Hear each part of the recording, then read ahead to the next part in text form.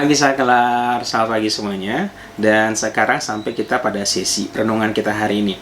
Ada renungan kita hari terambil dari kitab 1 Samuel pasal 30 ayat yang ke-6. Saya bacakan buat teman-teman semuanya.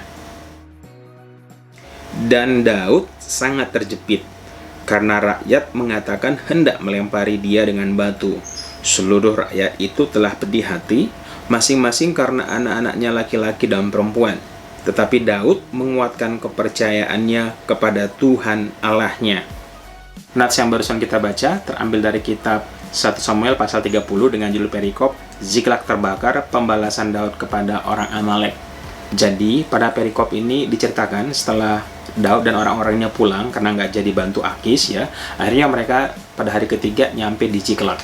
Tetapi setelah mereka sampai di Ziklag, mereka mendapati bahwa kota Ziklag ini sudah dibakar dan segala isinya itu telah dirampasi dan dibawa pergi oleh orang Amalek ya, termasuk harta benda mereka, istri mereka dan anak-anak mereka. Dan hal ini membuat Daud beserta orang-orangnya sangat sedih ya. Diceritakan pada ayat yang keempat bagaimana Daud dan orang-orang yang bersama-sama dengan dia menangis sampai kehilangan kekuatan.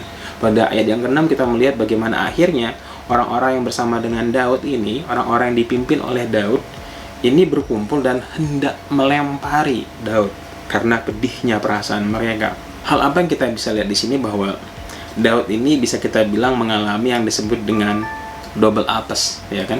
Dia mengalami dua kesulitan sekaligus. Kesulitan yang pertama adalah dia harus kehilangan dua istrinya.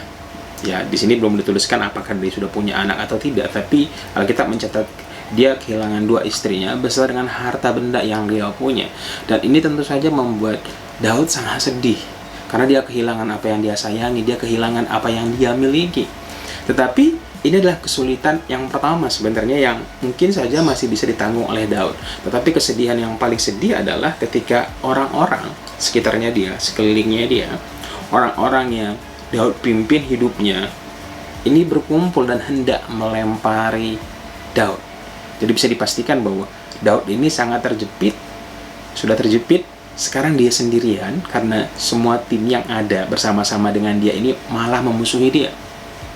Bisa dibayangkan ketika Daud ini menjadi buronan Saul, dia masih bisa terima sebenarnya. Kenapa? Karena ada begitu banyak orang-orang yang mendukung Daud. Ya, pada tahap pertama 400 orang, kemudian setelah beberapa saat kemudian menjadi 600 orang. Ada 600 orang yang mendukung Daud.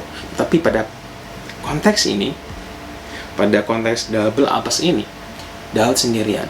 Orang-orang yang bersama dengan dia, timnya dia, itu memusuhi dia. Tetapi sungguh pun dalam tekanan yang sangat tinggi, kesendirian ya, ingat ya, kita manusia ini sebenarnya nggak kuat kalau berhadapan dengan kesendirian. Kita benci kesendirian. Seberapa eksklusif pun kita, seberapa mungkin dibilang introvert pun kita tetap butuh orang lain. Ya, dan kesendirian itu hal yang kita benci.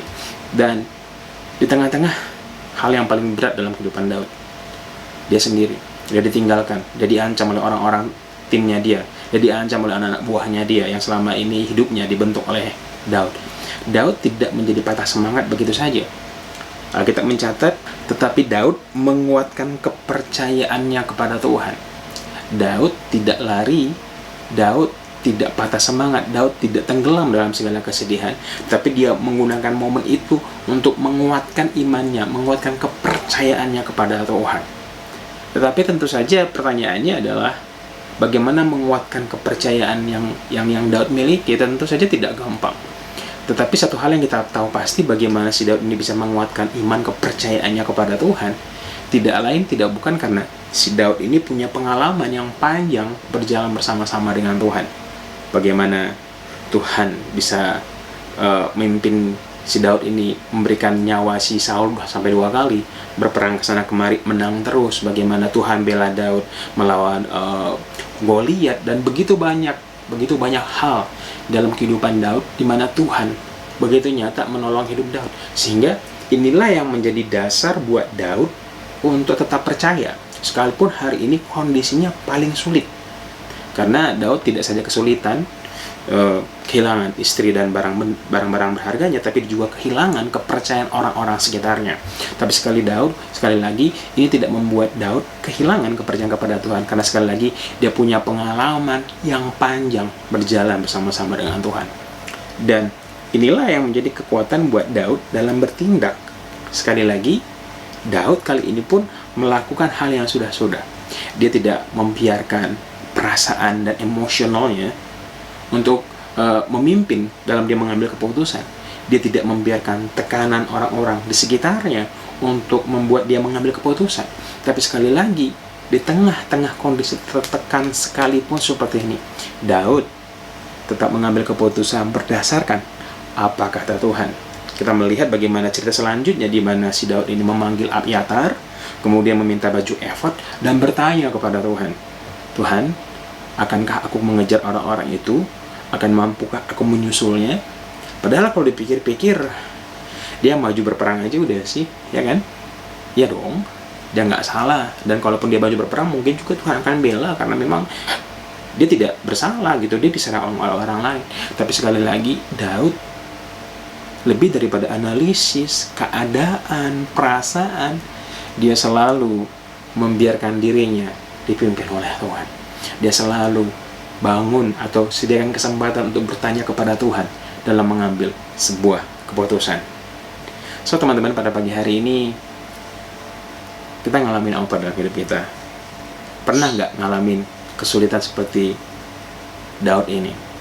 Dimana orang-orang yang selama ini kita hargai, dimana orang-orang selama ini mungkin kita tolong, kita bantu hidupnya, tim kita mungkin, bawahan kita mungkin, keluarga kita, family kita mungkin selama ini, tapi tiba-tiba ada sebuah kondisi, keadaan kita sendiri mengalami kesulitan, dan di tengah-tengah kita mengalami kesulitan ini, kita bukan dikuatkan, tapi kita juga makin dipersulit, kita ditekan hidup kita tidak dipercayai lagi.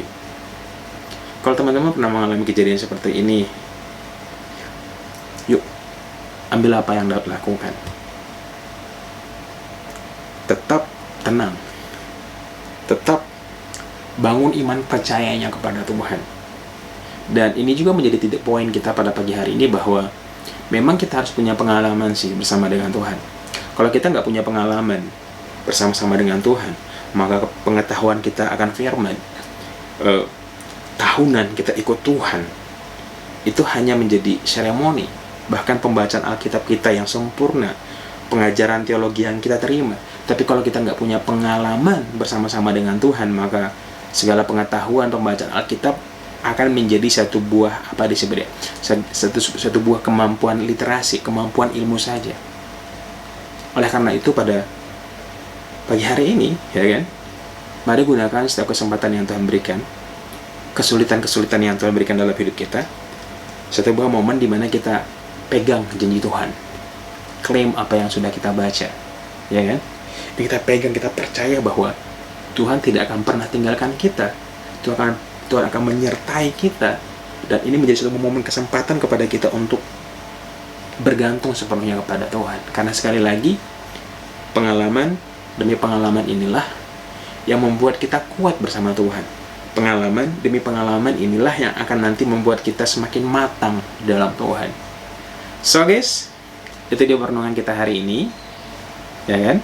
Dalam keadaan sulit, dalam keadaan sendiri, tetap cari Tuhan, tanya Tuhan, andalkan Tuhan dalam hidup kita. So, sampai ketemu besok di saklar hari yang ke-88. Tetap semangat baca Alkitabnya, dan bacalah Alkitab kita secara utuh dan menyeluruh. Tuhan Yesus memberkati kita semuanya. Dadah.